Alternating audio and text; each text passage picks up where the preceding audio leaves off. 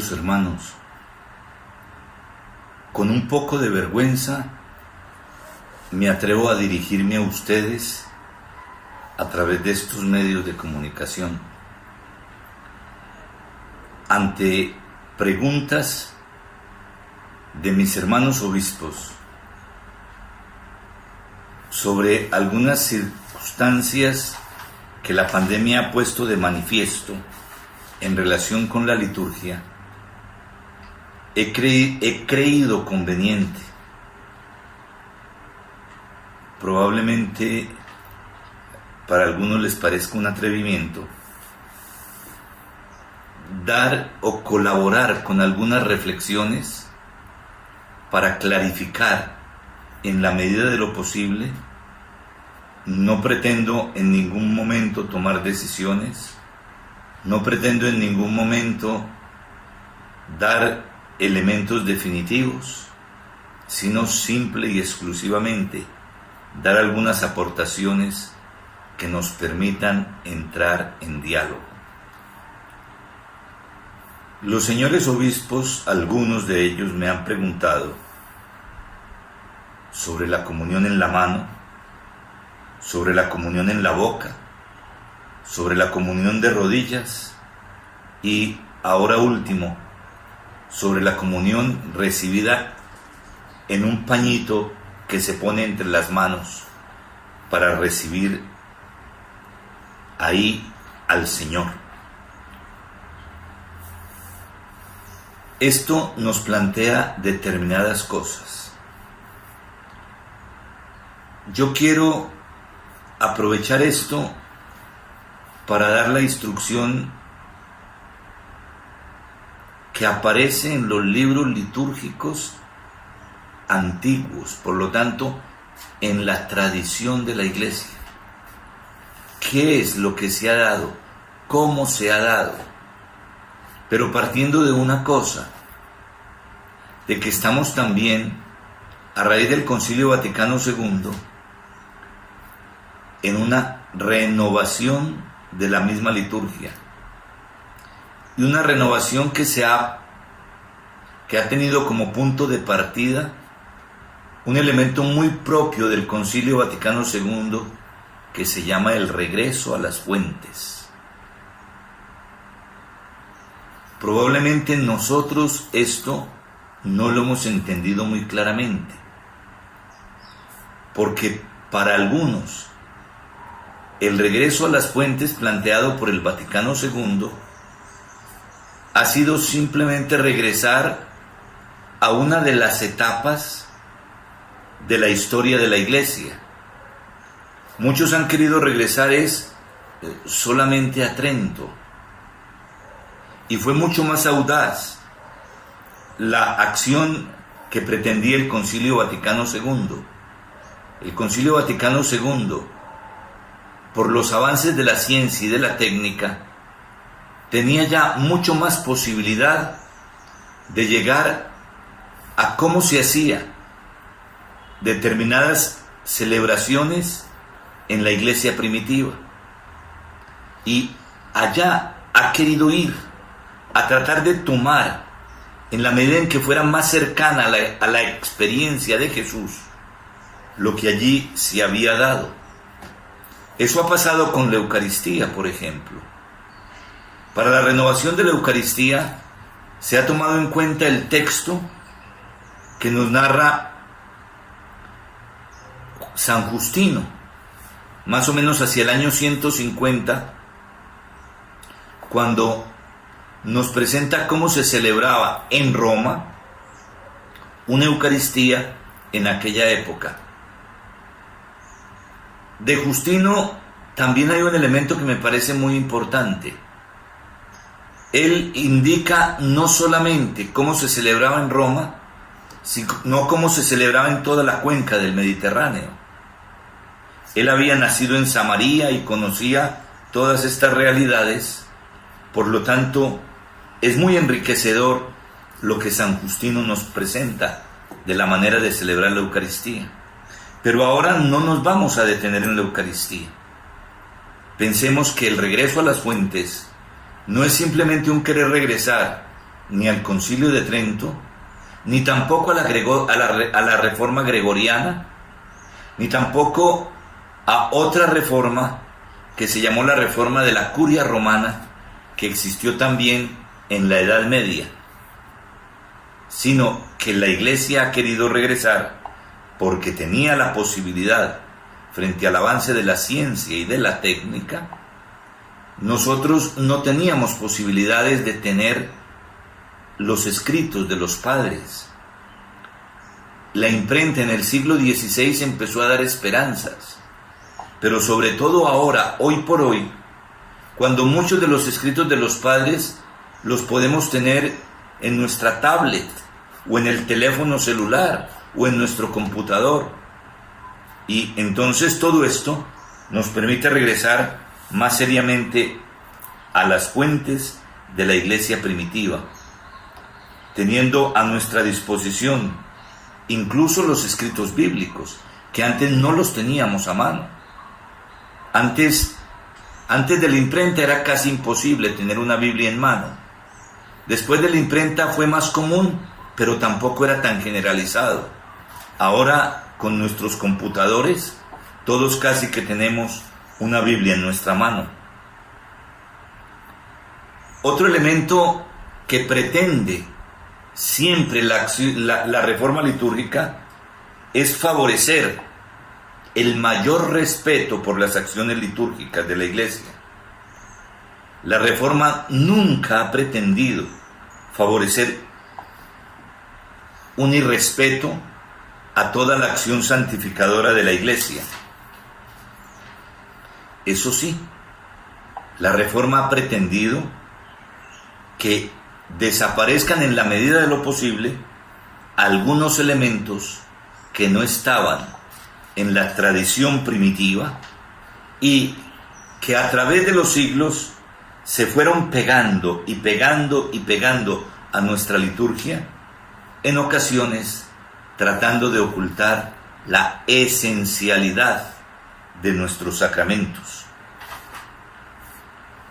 Por otro lado, la reforma litúrgica ha querido hacer accesible a nuestro pueblo la comprensión de nuestras celebraciones, pero siempre con un elemento, y es que los cambios no afecten el sentido del misterio, pero el misterio bien comprendido,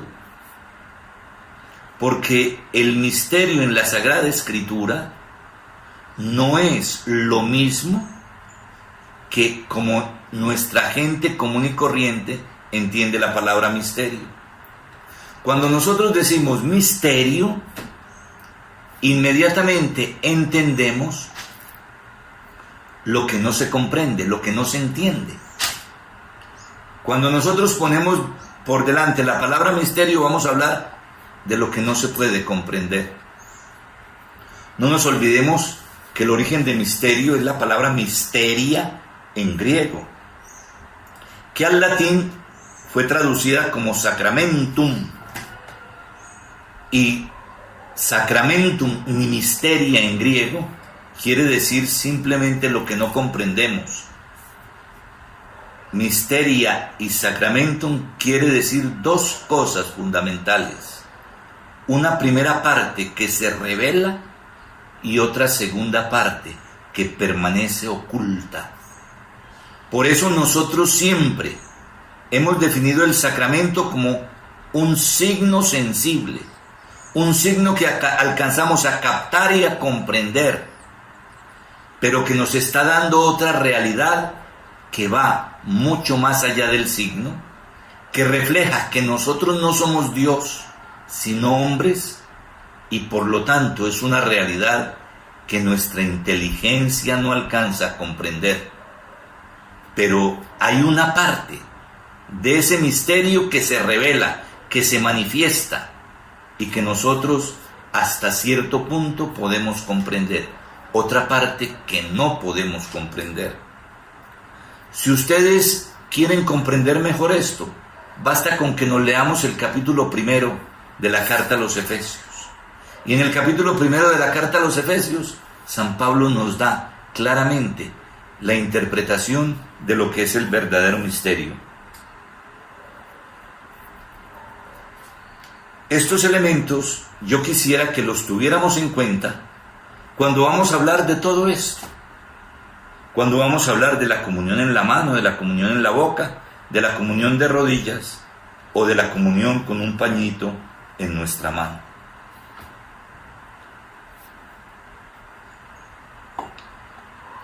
El primer testimonio de cómo se recibía la comunión en la iglesia la tenemos en la tradición apostólica de Hipólito. Allí se nos va a decir que la comunión se recibe de pie y en la mano. Dice Hipólito: el domingo el obispo, si es posible, distribuirá con su mano la comunión a todo el pueblo, mientras que los diáconos hacen la fracción del pan. Los presbíteros colaboran en esta fracción. Cuando el diácono le trae la Eucaristía a los presbíteros, les presenta la bandeja y el presbítero la tomará él mismo y luego la distribuirá a su pueblo. De sus manos pasará a las manos del pueblo. Y entonces el pueblo la tomará de sus manos y la llevará a la boca.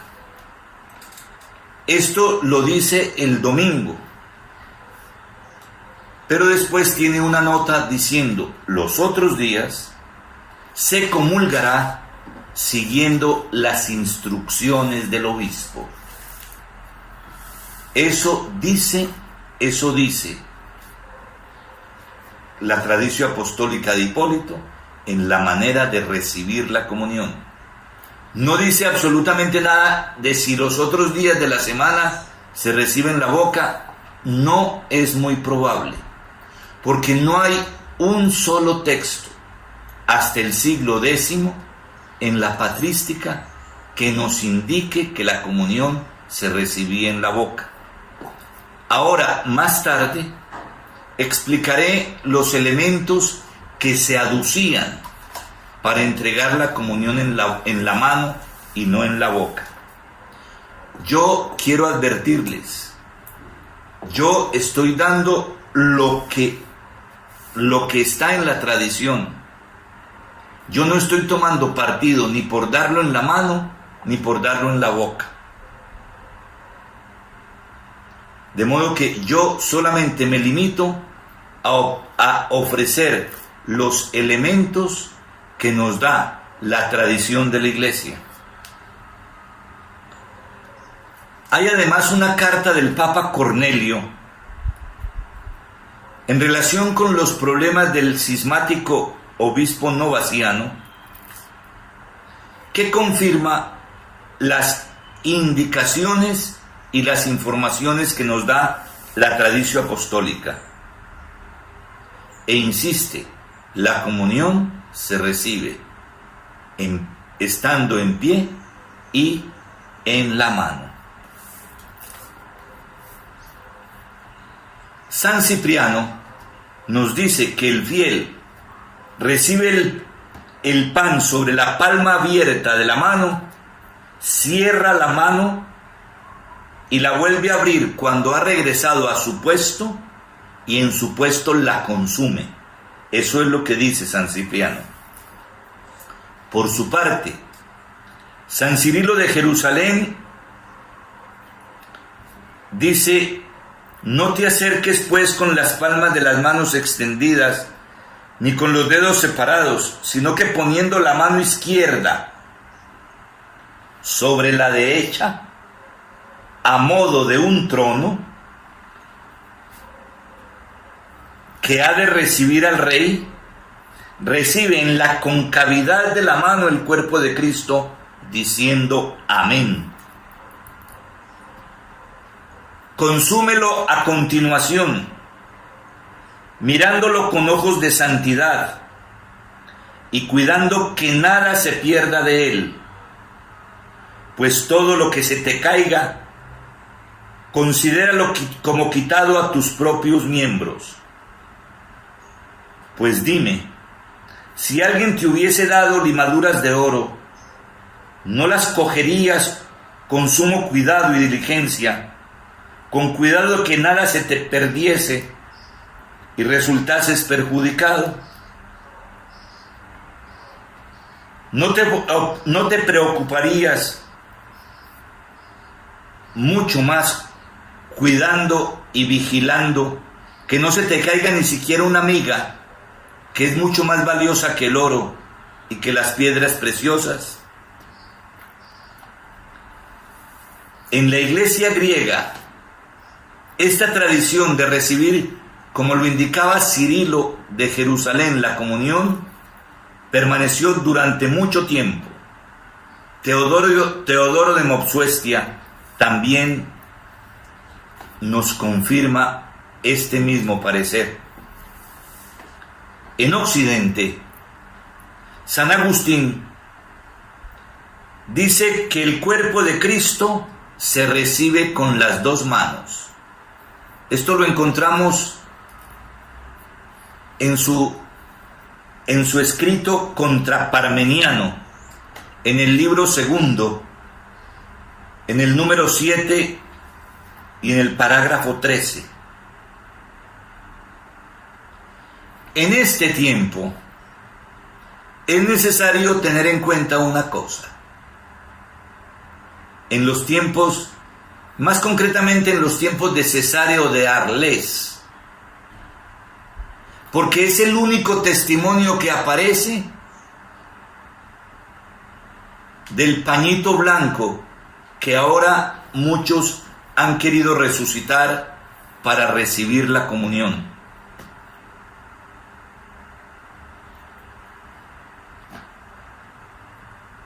Solo en la región de las Galias, en el sur de Francia, de la actual Francia, a comienzos del siglo VI, se utilizó este trapito.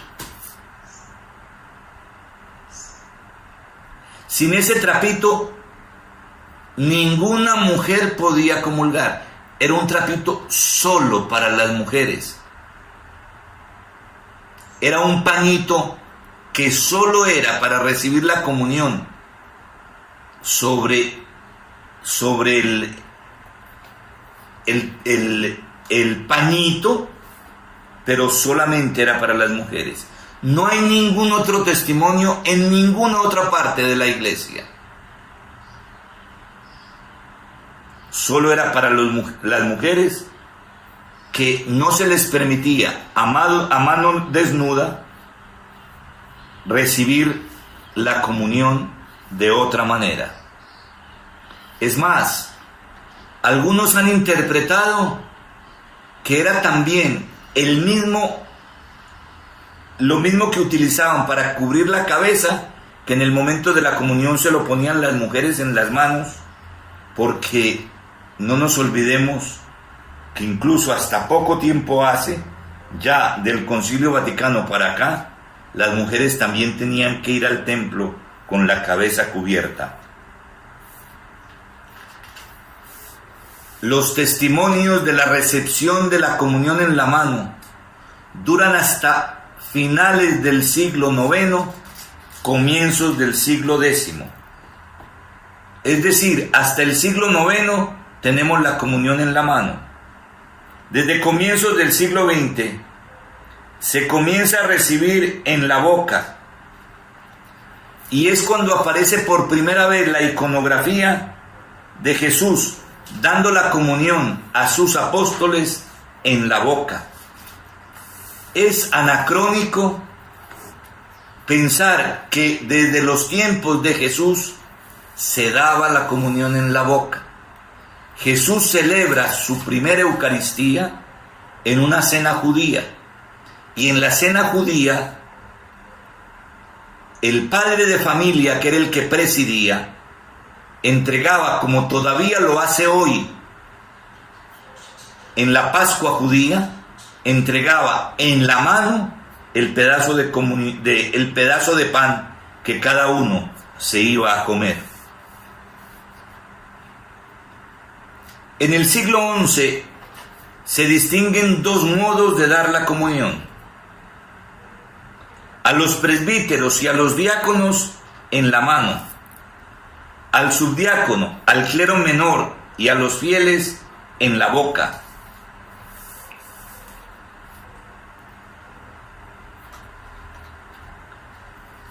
Tengamos en cuenta otro elemento que creo que también es importante que nosotros lo analicemos. Más o menos hasta el año 53 de la era cristiana, la Eucaristía se celebraba una sola vez al año. Se celebraba el día de la Pascua y no más. Más o menos hacia el año 50, 53, hacia ahí, la Eucaristía se empezó a celebrar todos los domingos. ¿Cuándo se empieza a celebrar todos los domingos? Cuando los cristianos son expulsados del templo en Jerusalén y de las sinagogas. Cuando ya no se les permite más la asistencia. Tenemos que saber que la mayoría de los cristianos en esta época eran judíos. Por lo tanto, ellos participaban de la Eucaristía anual y seguían participando los sábados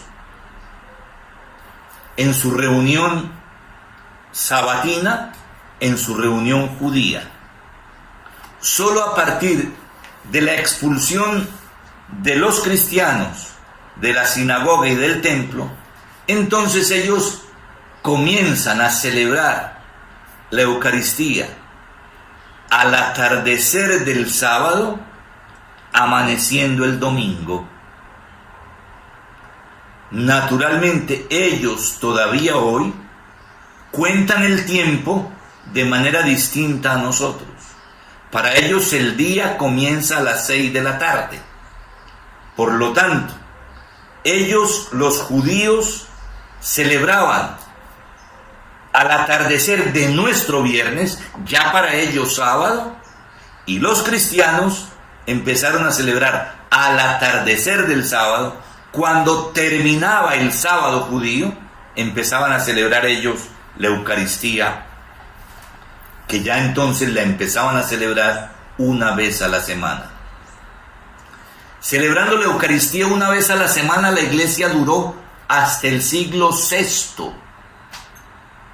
Hasta el siglo VI la Iglesia no conoció la Eucaristía diaria. En el año más o menos 354, ¿qué sucede? Algunos no podían participar de la Eucaristía dominical. Entonces la Iglesia, con cierta condescendencia, pero con rigor también, permitió que se celebrase una Eucaristía el día miércoles. Pero en conciencia tenía que ser para los que no podían participar de la Eucaristía el domingo. No nos olvidemos, todavía estamos en el tiempo en que la Eucaristía se celebraba en comunidades pequeñas, en las casas, donde en cada una había como tal un presbítero que había recibido la imposición de manos para celebrarle a su comunidad y para presidir con su comunidad la Eucaristía. Cuando ya con Teodosio en Oriente y con Graciano en Occidente se da la conversión del imperio por decreto, el número de los cristianos aumenta y se empieza a celebrar, además del miércoles, otra Eucaristía los viernes. Pero esas dos Eucaristías se miraban como excepción y no se miraban como lo normal. Los que podían celebrar solamente el domingo, celebraban el domingo. Los que no, lo celebraban solamente o miércoles o viernes o ya el domingo mismo. Así duramos hasta el siglo VI. En el siglo VI hay una situación un poquito complicada y es lo de la penitencia tarifada. Entre las tarifas de la penitencia se empezaron a colocar un número elevado de misas que el penitente que tenía dinero tenía que mandar a celebrar. Era un número abultado de misas. Y entonces se empieza a dar un fenómeno. Primero, para que se puedan celebrar todas esas misas, se empiezan a ordenar presbíteros a los monjes. Y en los monasterios, entonces hay monjes que se pasan el día entero celebrando las Eucaristías. Como esto empieza a llevar adelante la riqueza de los monasterios, entonces también ya cuando empiezan a aparecer las diócesis y las parroquias que lo hacen precisamente en el siglo VI, entonces ya también el clero diocesano le pide a los obispos que no le dejen ese privilegio solamente a los monjes, sino que también les den a ellos la posibilidad de celebrar estas Eucaristías de la penitencia tarifada. Las Eucaristías de la penitencia tarifada son las que dan origen a la Eucaristía diaria. La Eucaristía diaria en la Iglesia la salvaron los santos de la época. Porque los santos de la época empezaron a vivir con grande devoción la Eucaristía. El Papa tuvo que intervenir frente a los abusos que se estaban presentando, porque había sacerdotes que celebraban hasta 32 Eucaristías diarias. Por eso, el Papa tuvo que intervenir, prohibir las 32 Eucaristías, permitir solamente una Eucaristía diaria por presbítero, con una única intención. Sin embargo, como hecha la ley, hecha la trampa, se inventaron algunas ridiculeces, como fue la tal misa seca, donde seguían recibiendo las mismas intenciones que habían hecho, no faltaban a la ley que les había puesto el Papa, simplemente comenzaban la Eucaristía, iban hasta la presentación de las ofrendas y volvían a regresar al inicio tantas veces como intenciones tuvieran. Hacían una sola plegaria eucarística y después volvían a seguir la Eucaristía hasta el final, también según el número de intenciones que tenían. Hecha la ley, hecha la trampa. De modo que, gracias a los santos, la Iglesia pudo tener el verdadero sentido de la Eucaristía diaria, porque el origen de la Eucaristía diaria se convirtió en un negocio. Esto tenemos que tener en cuenta otra cosa. En todas las Eucaristías no todo el mundo podía comulgar. En la Edad Media era muy normal que una persona se confesara incluso varias veces al día, pero no podía comulgar sino una sola vez al año. solo estaba permitido al pueblo comulgar una sola vez al año. De San Luis Rey de Francia se cuenta que se confesaba 11 veces al día y que comulgaba una sola vez al año. Esto dura en la iglesia mucho tiempo. No nos olvidemos que hasta el Papa San Pío X, la comunión los fieles no la podían hacer todos los días. Tenemos el testimonio de varias de las santas contemplativas que anhelaban la comunión diaria y no lo podían hacer. A Santa Teresita del Niño Jesús, el Papa León XIII le da un permiso especial y muy especial donde le permite comulgar 3 veces a la semana. 3 veces a la semana. Pero era un caso excepcional. Lo más normal era que solamente pudiera comulgar un laico una vez a la semana.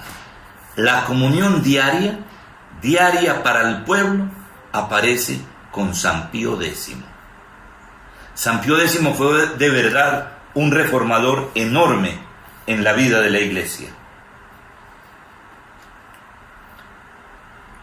Sin embargo, fijémonos una cosa. Hasta que no se empezó a recibir en el siglo XI la comunión de rodillas, hasta ese momento,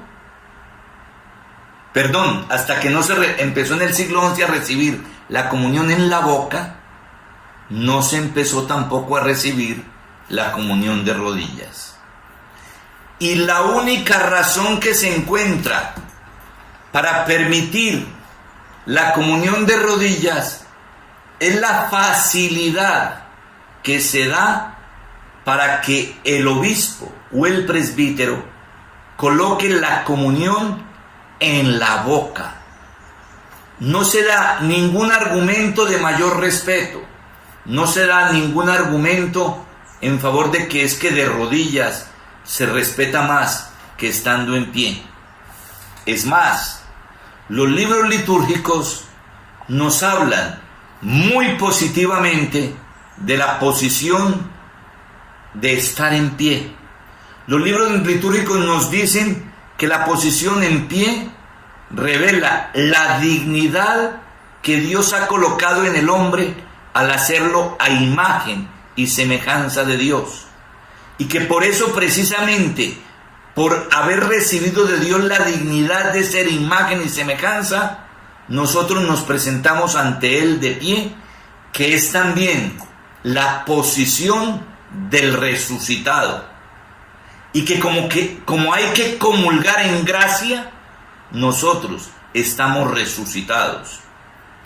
Aquí no entraba absolutamente nada de estas realidades. Hay otro elemento que aparece también entre todas estas reflexiones, sobre todo entre la comunión en la boca y la comunión en la mano, diciendo que no podemos nosotros privilegiar ninguno de los 2 miembros del cuerpo, ni privilegiar las manos, ni privilegiar la lengua, ni decir que una es más digna que otra. Y ellos decían, los que quieren decir y recibir la comunión en la boca, dicen que la lengua es más digna que las manos. Y se nos olvida que el apóstol Santiago, en el capítulo 3 de su carta, nos dice que el que no peca con la lengua es varón perfecto. Y que con la lengua pecamos más fácil que con los otros miembros.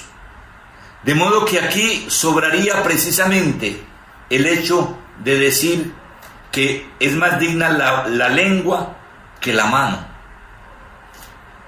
Por otro lado, ¿cuál es el problema? Esto se agrava en la época jansenista.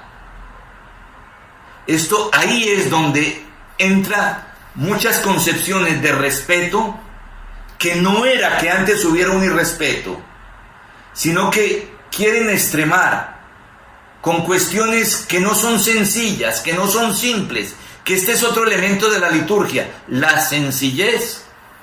Quieren argumentar respeto para ir en contra de una sencillez que tiene la liturgia, que es mucho más clara que determinados gestos que terminan siendo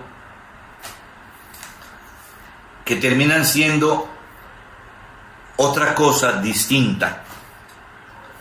Por otro lado, y esto es también de la vida común, recibir la comunión en la mano era otro de los argumentos que existían. Significa también, en parte, nuestra madurez en la fe. ¿Por qué nuestra madurez en la fe? Nuestra madurez en la fe porque solo los niños pequeños reciben la comida ordinaria en la boca.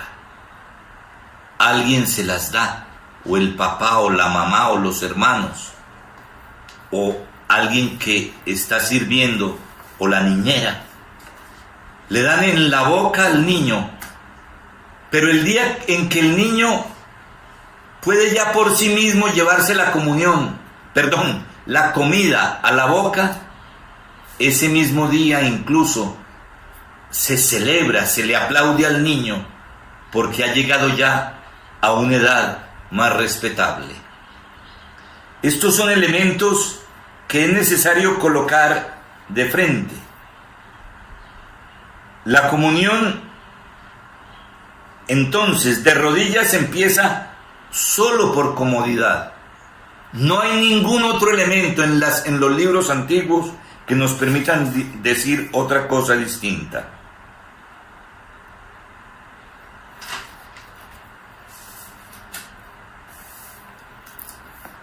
San Agustín nos presenta también diciendo que la comunión debe ser recibida en pie, haciendo una profunda inclinación.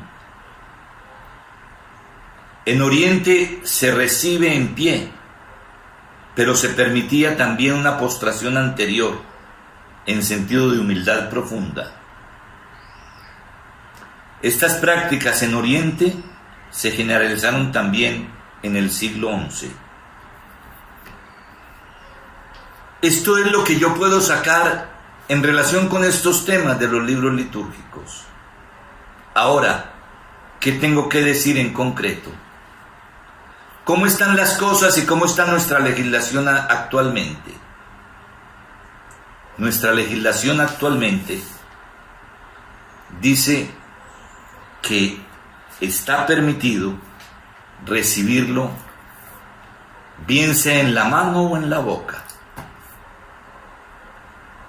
Aquí, infortunadamente, nos hemos empezado a clasificar, y a veces con determinadas situaciones, entre conservadores y de avanzada. Hermanos, yo aquí quisiera decirles varias cosas, porque hay dos batallas que estamos teniendo que enfrentar a raíz de la pandemia. La pandemia nos lleva a recomendar que se reciba en la mano, que porque es la manera menos peligrosa de contagio, no que sea exenta de posibilidades de contagio. Yo, tanto de recibirla como en la boca o en la mano, no tengo mucho problema. El mayor problema es por el aseo de las manos, que a veces el aseo de las manos no es suficiente, sobre todo en las comunidades nuestras, donde contamos con muchos hermanos que trabajan mucho con las manos y las tienen no siempre en el mejor estado de limpieza. Eso me lleva a mí siempre a pensar en la comunión en la boca. Y otra cosa que me lleva a pensar también a mí en la comunión en la boca son los abusos satánicos que algunos, recibiéndola en la mano, se la llevan para estos ritos y estos cultos. Si damos la comunión en la mano, hay que estar muy pendientes que delante de nosotros comulgue aquel que la recibe en la mano. Ahora, para mí, el mayor problema, lo digo por mi diócesis, el mayor problema lo veo en la comunión de rodillas. Porque ¿qué es lo que yo he descubierto en mi diócesis? ¿Quiénes son los que están exigiendo? Incluso llegando a cosas que la Iglesia nunca ha dicho. La Iglesia nunca ha dicho que sea un derecho del fiel recibir la comunión de rodillas o de pie. No es un derecho. La comunión no es un derecho adquirido. Es un don que Dios nos hace. Es un regalo de Dios para nosotros. Ninguno de nosotros tiene derecho a la comunión. Es un don inigualable que Dios nos ofrece a nosotros. Yo espero que cuál es también el problema de los que exigen de rodillas. Los movimientos que han surgido en la iglesia, no solamente en la iglesia colombiana, en la iglesia universal, que están rechazando la validez de la elección del Papa Francisco, son los que están pidiendo de manera particular la comunión de rodillas y exigiéndola, y me parece que mal informados, porque quieren hacer depender de las primeras etapas del cristianismo esta comunión de rodillas, solo hasta el siglo XI, y solamente por motivos de facilidad y practicidad para recibir en la boca, se empezó a recibir de rodillas. Ahora, puede ser tan digna y tan respetuosa la recepción de pie como de rodillas. Aquí el respeto no se puede poner en tela de juicio. El respeto tiene que ser dado. El respeto lo tenemos que favorecer nosotros los que estamos al frente de las comunidades cristianas. Pero a mí me preocupa mucho más el hecho de que vayan en contra de la unidad de la iglesia y quieran cuestionar de esta manera el recibir de rodillas y en la boca exclusivamente la comunión. Y ahí está el gran problema que se nos ha presentado ahora, porque es a partir de ahí donde muchos están casi que exigiendo hasta llegar a una dosis tal de que prefieren no comulgar a recibir la comunión en pie o en la mano. Hermanos, yo con esto quiero hacer unos aportes. Lo del pañito en las manos, lo que puedo decir es lo que dije. En la tradición de la iglesia no ha existido. Existió en una parte del sur de Francia y no más. La iglesia nunca, si no es en la teoría jansenista, ha mirado el cuerpo con desprecio. Y esto es lo que nosotros tenemos que tratar de volver a valorar. San Juan Pablo II, con la teología del cuerpo, nos ha dado grandes lecciones. Y todo esto es necesario que nosotros lo volvamos a valorar y tomemos decisiones concretas. Espero, hermanos, que esto nos ayude a todos. Que esto, yo, como les digo, no pretendo absolutamente nada, no pretendo ni buscar adeptos para un lado o para el otro.